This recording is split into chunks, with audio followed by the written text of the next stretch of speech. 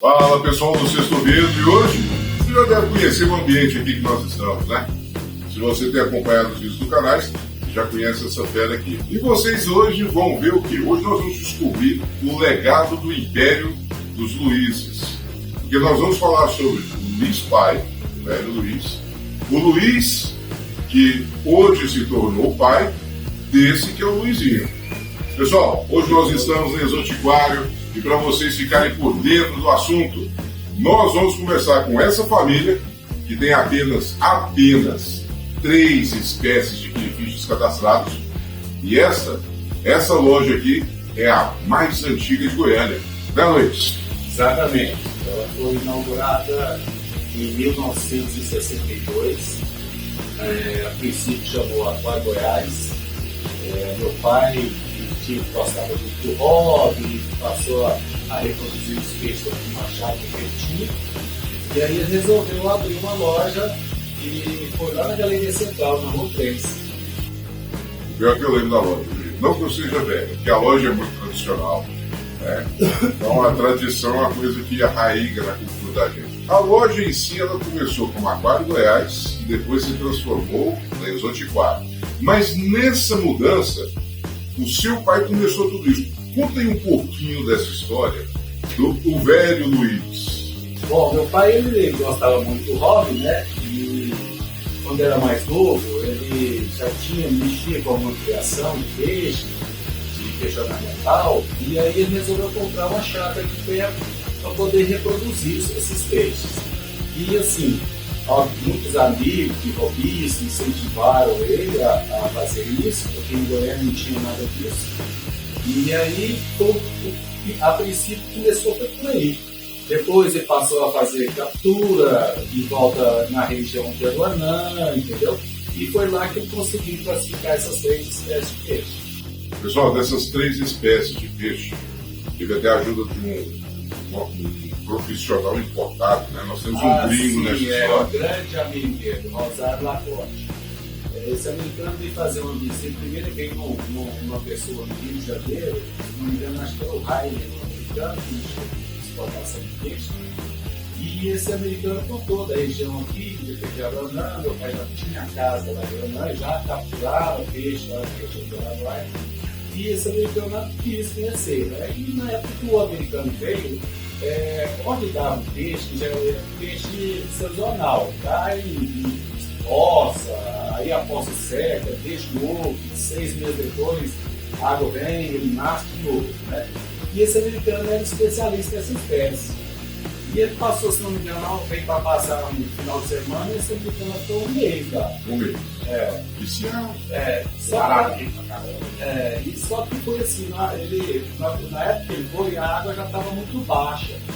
Então não deu para poder capturar os peixes. Mas aí, uns 6 ou 8 meses depois, ele veio especialmente para passar mais um tempo do meu pai lá. E aí foi a época que antes dele ir, meu pai já tinha, ele falou assim, observa e tem alguma coisa diferente desses crioulos.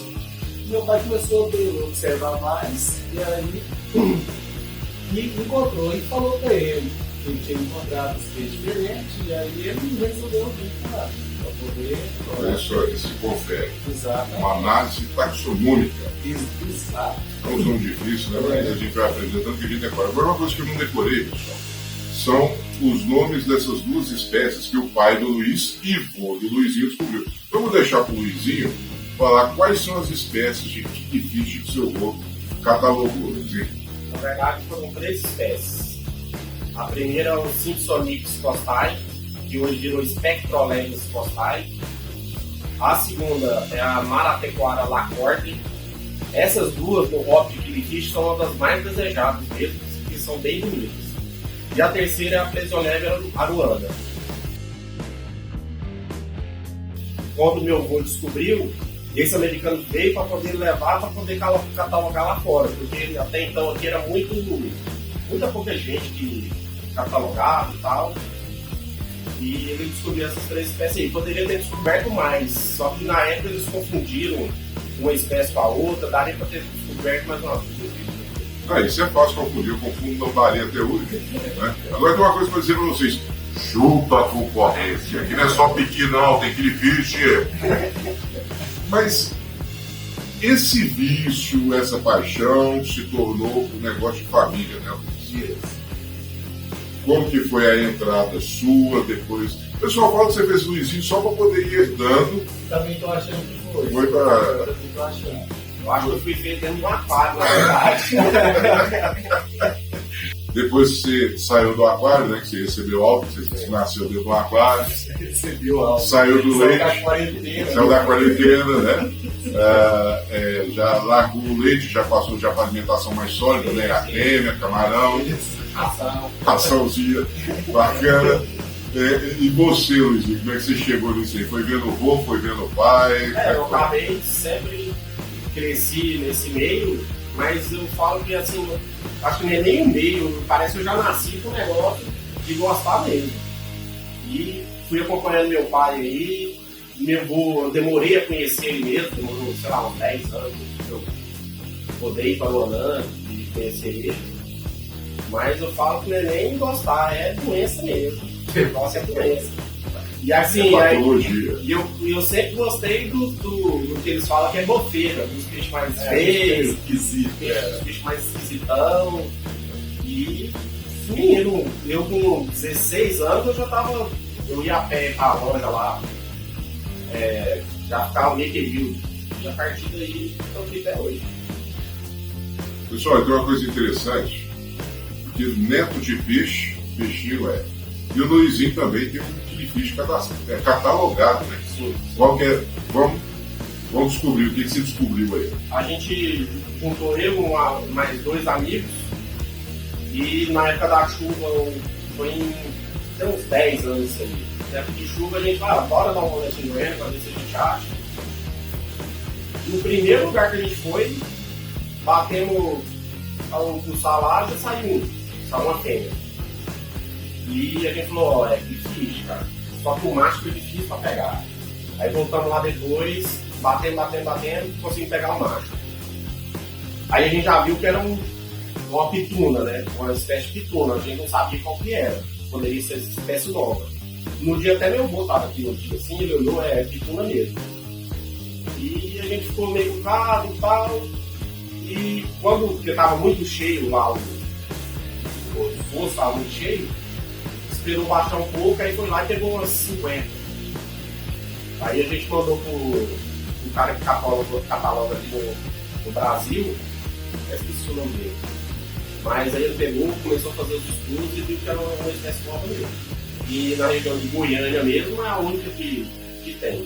Dentro de Goiânia. Dentro de Goiânia. Não vou falar o lugar porque é um bicho que a neguinha lá pega no rola, né?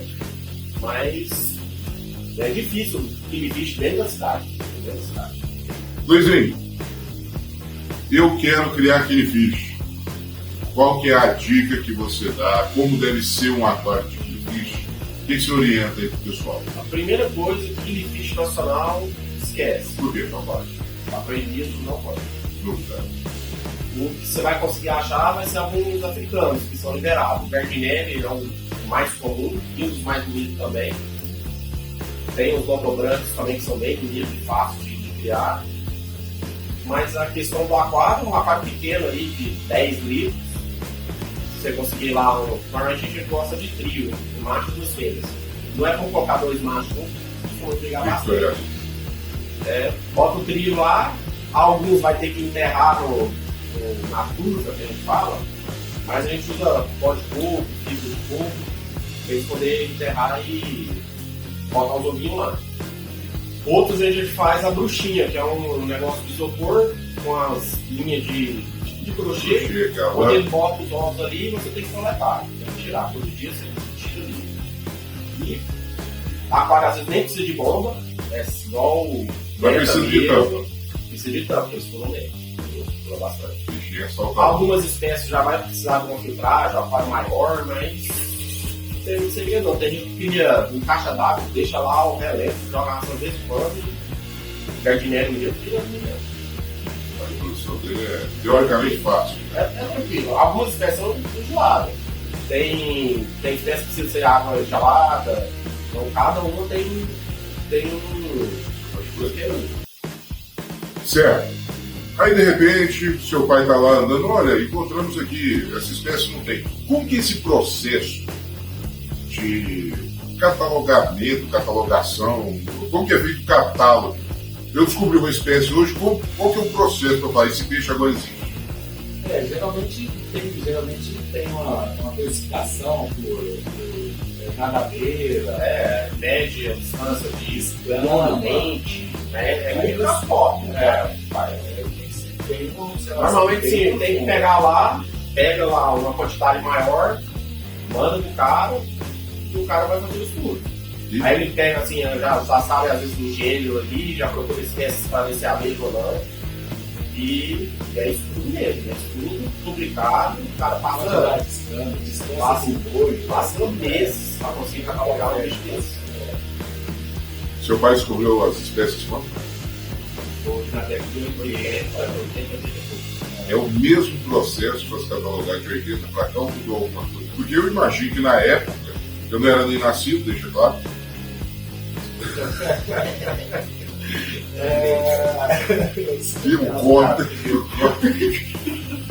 A correria deve ter sido bem maior, né? Então, de repente, o seu pai teve a ajuda do Lacoste, né?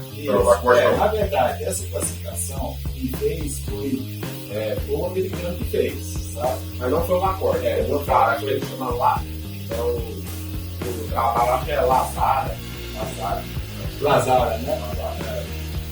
E aí, assim, tem todo um processo de saber que gênero que era, peixe, não se tinha já capturado e tal. E pelo um tempo, né? Isso demora, Assim, acho que a questão de classificação não deve ter mudado muito, não. Porque a galera tá bem identificando isso aí, sei lá, desde Darwin, os caras já tinham um processinho. Deve ter ficado mais fácil hoje em dia ficar no microscópio, teste de DNA, não é assim. Agora eu fiquei curioso o seguinte. Você foi lá e então descobriu uma espécie. Ótimo, para nós aquaristas excelente, óbvio, melhor ainda. A taxonomia desse diga. Mas assim, rola alguma coisa? Você ganha alguma coisa e. Não, só o nome do trabalho. Então você terminou publicado. Sim, o trabalho da espécie de eu e o Fabrício e o Rogério, foram os outros caras que junto com você. Lá e o nome do trabalho. Mais 2 pesquisadores urbanos também. Tudo vizinho de ouro. Normal. Então agora daí então fica fácil descobrir porque o pessoal está descobrindo tanta coisa, né? Porque, sei lá, na minha cabeça você descobriu um negócio novo. Eu acho que tinha que rolar um Guinness Book, um cheque, nada, só na publicação. Nada. No caso do meu avô e do Lacorte, eles voltaram no sobrenome, né? Porque o meu avô é Luiz de Camargo Costa. Então, dele ficou Spectroleves Costai, no latim. Costai. E o Rosário é o Rosário Lacorte. A dele ficou Maratecoara Lacorte. Até hoje eu aprendi um. Pior que eu já gravei isso até falar cheio. Pessoal, então eu acho que é por aí. Depois nós vamos voltar com essa turma. Porque tem muito mais histórias e histórias para falar sobre o aparelho, tá ligado? Como eu disse, a Exotiquário faz parte dessa história há 60 anos esse ano, né? Quando era Exotiquário, um período, né? Depois teve que ser separado e passou a se chamar Exotiquário. Então, é uma trajetória de já mais de 60 anos que essa empresa, essa família vem contribuindo, né? Às vezes você está aí, compra o seu peixinho, passa aqui no Exotiquário, dá um pulo aqui, Lucas. Não vou deixar de fora o Ruivão do Exotiquário. Olha lá, ó. É o Viking, né? É o Viking. Isso aqui você descobriu um Killifish, vai ser Killifish e os goianienses Vikius. É o Lucas, para quem não conhecia. Então, às vezes a gente passa e não sabe o que tem, como diz, quem vê cara não vê coração. Mas isso um pouquinho da história do Exotiquário, pode dizer, são meus amigos. Eles ligavam para mim, telefone fixo, meu telefone partiu um lote. A linha era. Ali era o lugar e você, Sérgio, você trocava uma linha telefônica fixa por um apartamento. E era nesse bem precioso que nós tínhamos na época que esses caras me ligavam e falavam assim: olha, seu peixe chegou, a gente corria e ia buscar. Então essa turma faz parte não só da minha história no aquarismo, mas de muita gente que sabe quais são as dores e as delícias do hobby. E aí nós tivemos a oportunidade e vamos trazer mais conteúdo sobre o pai dessas feras aqui, que aqui é uma dinastia, Luís I, Luís II, Luís III, a dinastia dos Luíses, né? Então agradecer aí essa receptividade que tiveram conosco. O Luizinho vai voltar para poder falar mais sobre os killifish em vídeos específicos. Então nós temos aqui um especialista, né, que já vem na genética de sangue. Prometo que nós não vamos deixar ele pisar em nenhuma corridora, né?